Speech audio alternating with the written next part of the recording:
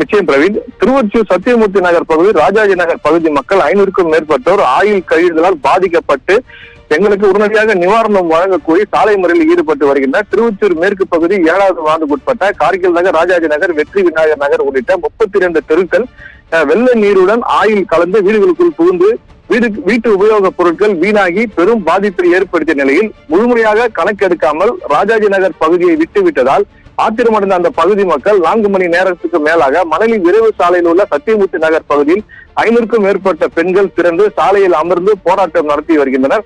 ஆயுள் பாதிப்புகளை பற்றி முழுமையாக கணக்கெடுத்து அவர்களுக்கு நிவாரணம் வழங்க வேண்டும் என்று கூறியும் ஒருதலைபட்சமாக கணக்கெடுத்து அதிகாரிகளை கண்டித்தும் போராட்டத்தில் ஈடுபட்டு வருகின்றனர். அவர்களிடம் காவல்துறை மற்றும் மாநகராட்சி 1வது மண்டல உதவி ஆணையர் பேச்சுவார்த்தை நடத்த வந்தார். அவரை முற்றுகையிட்டு வாக்குவாதத்தில் ஈடுபட்டு வருகின்றனர்.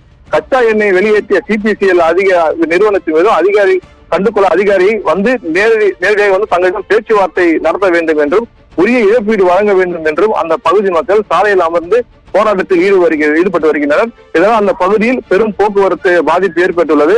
இதற்கு முன்பு காலையில இருந்தே, அதாவது திருவொற்றியூர் மேற்கு பகுதியான ஆதிதிராவிடர் காலனி, எர்ணாவூர் பகுதிகளில் இது போன்ற தொடர் சாலை மறியல் போராட்டம் அந்த பகுதியில் நடைபெற்று வருகிறது. இதுவரை CPCL நிறுவனத்தின் சார்பில் எந்த ஒரு அவர்களுக்கு பேச்சுவார்த்தையோ அவர்கள் நிவாரணத்தை இழப்பீடு பற்றியோ பேசுவதை யாரும் வரவில்லை என்று அந்த பகுதி மக்கள் குற்றச்சாட்டு வைக்கின்றனர்.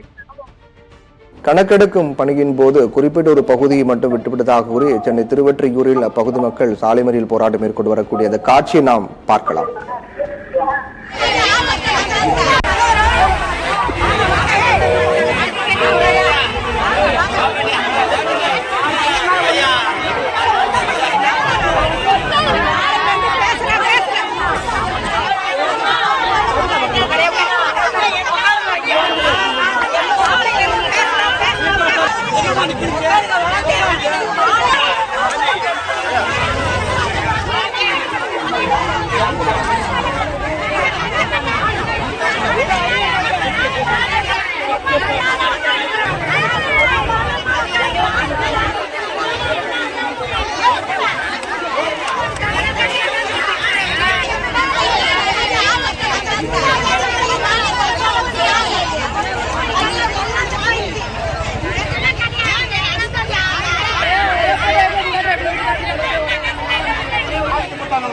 ராஜாஜி நகர்